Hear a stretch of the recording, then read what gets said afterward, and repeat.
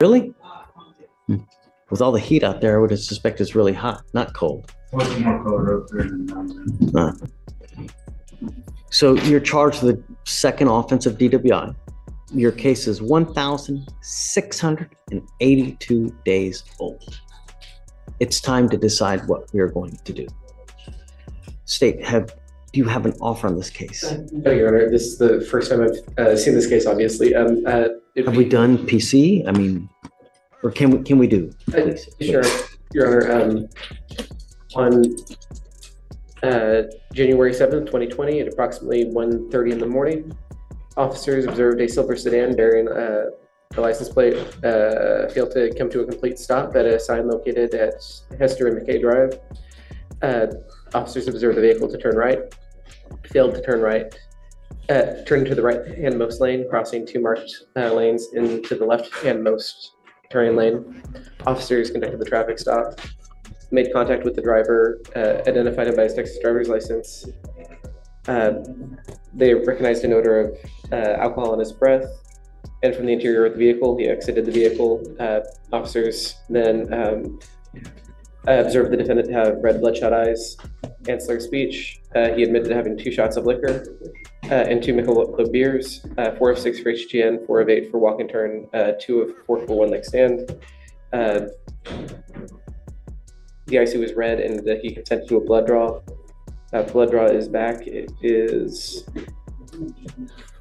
0.135. Okay, pause right there. That blood alcohol level mine is 0.135. That's way over the legal limit in Texas, which is 0.08. This isn't just a technicality, it's a serious public safety concern. Let me ask you this, do you think people really understand how little it takes to cross that line? Drop your thoughts below. It isn't just a technicality, it's a serious public safety concern.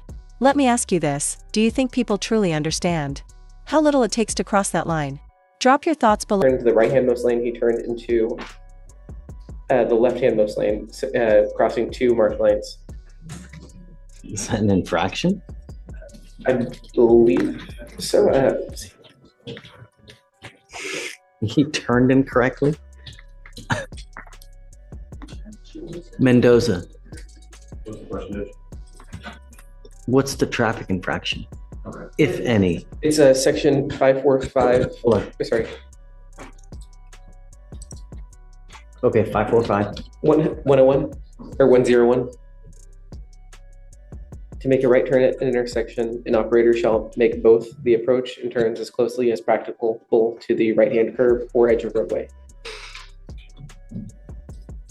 To make a right turn at an intersection, an operator shall make both the approach and the turn as closely as practicable to the right-hand curb or edge of the roadway.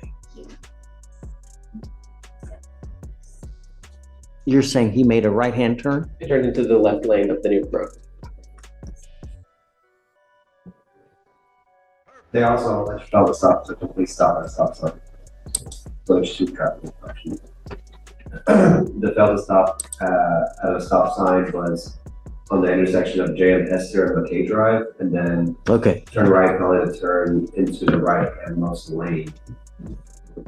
So right turn, so the failed to stop and I see the failing to stop at a stop sign on the other one. But Mr. Mendoza, there is probable cause to go forward with your case. Are you planning on bonding out? Well, I was planning, but I haven't had that phone call yet. Okay, I've appointed your lawyer. Your lawyer can help you out with that situation. I am advising you that if you do bond out, you will be required to wear an ankle monitor prior to your release. On your other ankle, I'm going to put a scram monitor so I know that you're not consuming alcohol. Your bond will be so high. Judge Fleischer doesn't hold back. That's not just dramatic flair, it's legal firepower.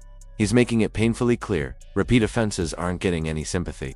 Question for you, would you be intimidated if a judge talked to you like that? Be intimidated if a judge said that to you. And I'm ordering you not to consume alcohol or illegal drugs.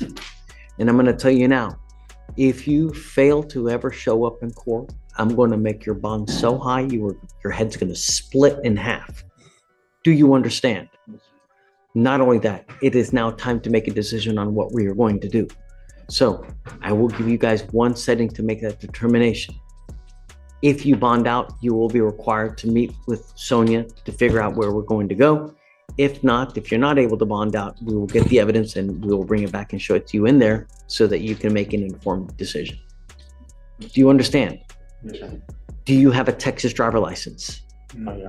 Then you are not allowed to drive. You will be signing an affidavit with me today promising me you're not going to drive. And the worst possible thing you can do in this life is get into a car and drive. I don't care if Mother Teresa needs a ride to church. Do you understand? You get into a car and drive, I will have a contempt hearing. You'll be facing an additional 6 months in jail and a $500 fine every time you get into a car because it's an offense in of itself. Understand? Because it's a second offense, typically we require people who are going to drive to have an interlock in their car, but because you're not driving, that's why, and I can't trust you to do things on the up and up.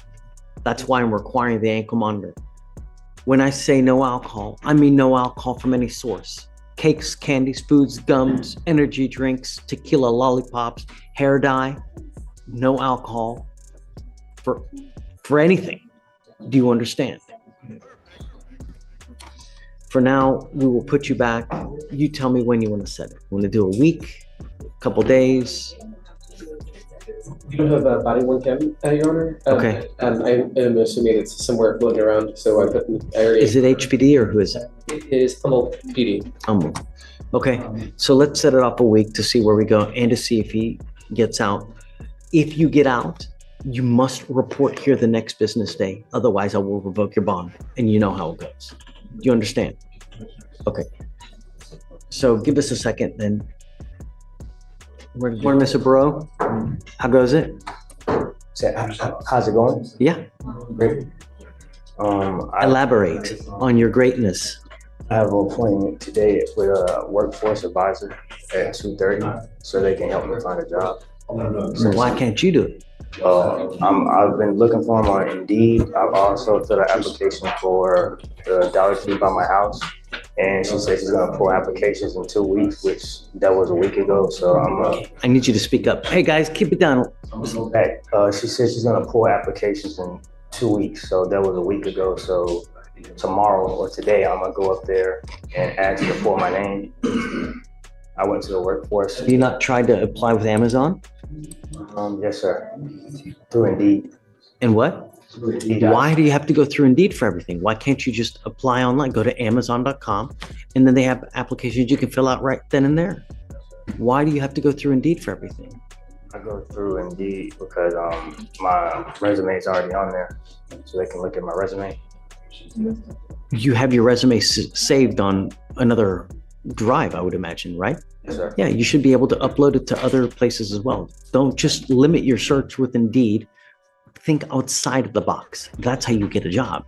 And don't be picky, right? Just be good at whatever you're doing wherever, and then you're going to move up and you make the money. That's how it goes. Don't matter where you're going. You know, even people who start working at Chick-fil-A, if you really kick ass, holy moly. You know, I have a friend of mine that started as a dishwasher there. This is one of those moments where the courtroom turns into a motivational seminar. From dishwasher to Chick-fil-A franchise owner, the judge is showing that redemption isn't just possible, it's expected. Should judges mentor like this more often, or stick strictly to the law? More often or stick strictly to the law. Now owns 2 Chick-fil-A's. He's making 400 GER on each place, and he started as a freaking dishwasher. But he worked his ass off and did so good. He now manages one of the highest stores in operation volume here in Houston. And he started as a dishwasher. Sure. If he can do it at Chick-fil-A, you can do it. It's right here. I'm bringing you back next week and I want to see what you've done. Your case is already 65 days and you're still no working. Unacceptable. You just reset from last week, I think it was, yes. So, but he's again, Dollar Tree, Indeed, Amazon, and he's got his meeting today with the Mr. Burrow, it doesn't matter where you go. If you have the drive and if you have the heart, you can become just anywhere. You can take over. That's what it amounts to, right? Sure. Just work hard, be honest, and just kick ass. That's what it amounts to. All right? My probation officer yesterday, she put it in my paperwork for me to get my driver's license because I tried to turn That would be great. If you get your license, remember you have to have insurance as well. Just getting a license is not enough. No, Right. Amazon, for example. But do it right. Is this like? Can you look up his license, Logan? Do you know if it's suspended or not? It was. I tried to turn myself in. They said I don't have any warrants. She says she doesn't see any warrants either. I went to 1200. Turn yourself in for what?